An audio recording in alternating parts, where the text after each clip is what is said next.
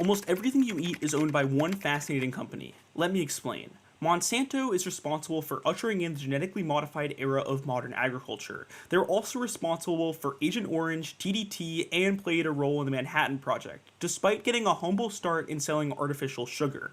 Along the way, they became, in my opinion, one of the most evil corporations in history. This is the almost unbelievable story of Monsanto, agriculture's evil empire. Monsanto is now an agricultural company, but it was actually founded as a chemical company in 1901 by John Francis Queeny. Their first product was saccharin, a white powder 300 times sweeter than sugar, used as a food additive. Hinting at what was to come, saccharin was possibly carcinogenic. The FDA sued Monsanto for this reason, but ultimately lost their lawsuit.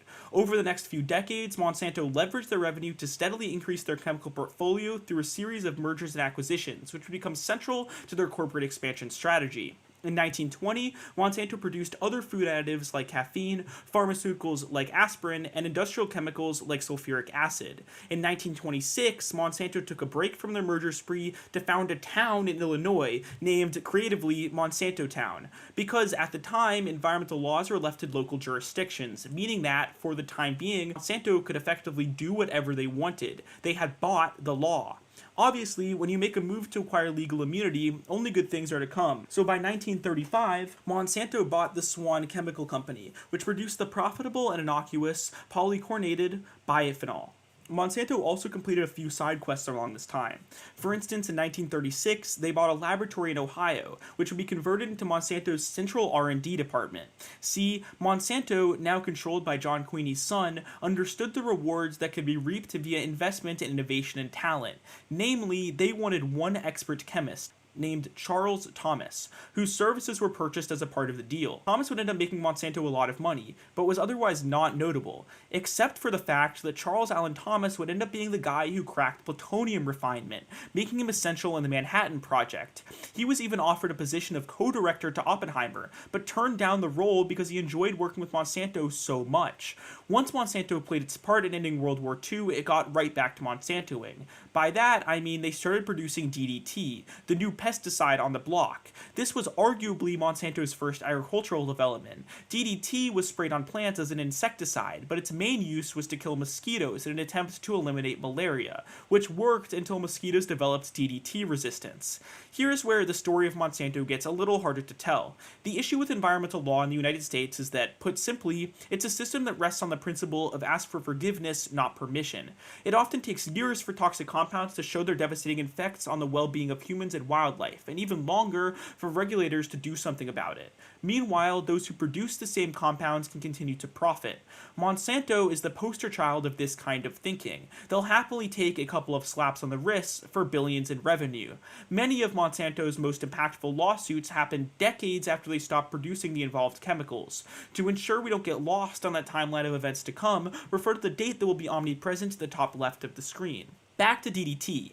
It is literally a cancer to local ecosystems. The poison doesn't just kill insects, but also the birds that eat them, and the birds that eat those birds, etc. Because it doesn't get broken down in natural environments, but rather accumulates in the systems of predators at the top of the food chain, including humans. By 1972, the United States government realized this and banned DDT. Monsanto shortly after ceased production. Not before many species of predator bird, like eagle, almost went extinct. Remember PCBs, the chemical that Monsanto had acquired businesses to produce? Well, it was pretty bad too. By 1977, regulators caught on to the fact that even small amounts of PCB exposure would cause permanent developmental damage in humans, while larger amounts would cause liver damage and failure, along with a litany of cancers. Worse, PCBs are a forever chemical due to their inability to be dissolved in the environment, meaning that millions of tons produced globally will taint Earth indefinitely. In the 1990s, Monsanto faced a slew of lawsuits over the chemical that, namely, they had exposed to workers and customers via electronics manufacturing. Monsanto shockingly won many of these cases. Their argument was that they knew it was bad, but had clearly warned their workers and customers about the dangers involved, so they couldn't be held culpable. Both their words and actions were persuasive, but just probably not in the way that Monsanto would have liked. They had admitted in court that they knew PCBs were damaging while they produced them and dumped large amounts into local waterways. Over the next decades, multiple states and cities would use this argument to open cases. In June 2020, Bayer paid $650 million to settle the rest of these suits. But in the 1960s, these suits were still decades away, and Monsanto's plant in Monsanto Town, renamed Sauget, was the largest producer of PCBs in the nation, dumping away in what was now called the Dead Creek, a Superfund site. In 1965, Monsanto's track record won them a contract from the US military to produce Agent Orange. Along with 8 other corporations, Monsanto produced the herbicide, which would be used in Vietnam as a component of herbicidal warfare. The devastation that Agent Orange brought to Vietnam cannot be understated. More than 3 million people suffered illness, primarily cancer, because of it. An additional 1 million people were disabled due to the horrific birth defects that Agent Orange brought. Agent Orange is another forever chemical, similar to PCBs, and still haunts Vietnam to this day. In 1971, a genetic engineer working for General Electric developed a bacterium which could break down crude oil. The use case was immense. Bacteria could be released to solve environmentally disastrous oil spills, which were a major concern for the company at the time. Thus, General Electric was quick to file a patent for its discovery, but the patent office quickly denied their request. The law at the time was clear: living things weren't patentable subject matter. Monsanto was still more interested in making living things not living anymore.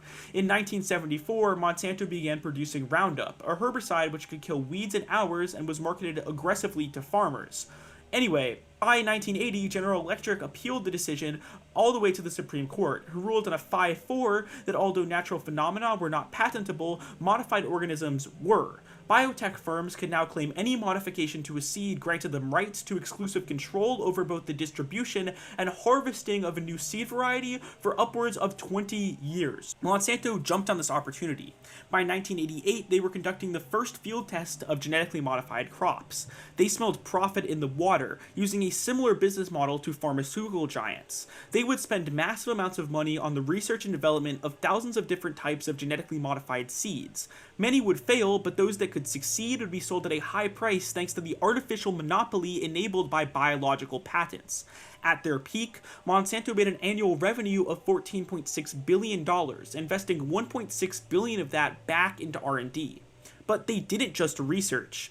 In 1996, Monsanto acquired Agricus, which owned the patents for the first modified cotton, soybeans, and peanuts. This marked the beginning of a flurry of moves. The same year they purchased Decolab, who owned similar patents for corn. The next, they purchased Salgene, another budding GMO giant. Then, Cargill, an international seed distributor with presence in 51 countries. Finally, they merged with Swedish biotech giant Pharmacia, forming, quote, New Monsanto, a legally distinct entity from pre-2000s Monsanto. Their seed sales were growing at a shocking 20% per year. Monsanto still wanted more. In 2005, they purchased Semenus, their #1 competitor, for $1.4 billion. Monsanto was no longer a seed company. They were a seed empire, the world's largest, with product in over 160 countries.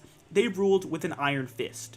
New Monsanto has filed 145 suits against individual farmers for patent infringement since 1990. The most common crime was farmers replanting seeds instead of buying a new batch from Monsanto every planting season, which international property law says is illegal. This is a major concern in developing countries, when Monsanto could theoretically hike the price of seeds, pricing local farmers out and causing massive famines. The UN has identified this as a major threat to food security in many regions, despite the fact that international law has again and again reified this decision. But you might be asking, what did Monsanto do to their seeds to make them worth going to legal war over? Well, that's in the name of the product line, Roundup Ready. You see, Roundup, which we talked about earlier, was an effective herbicide.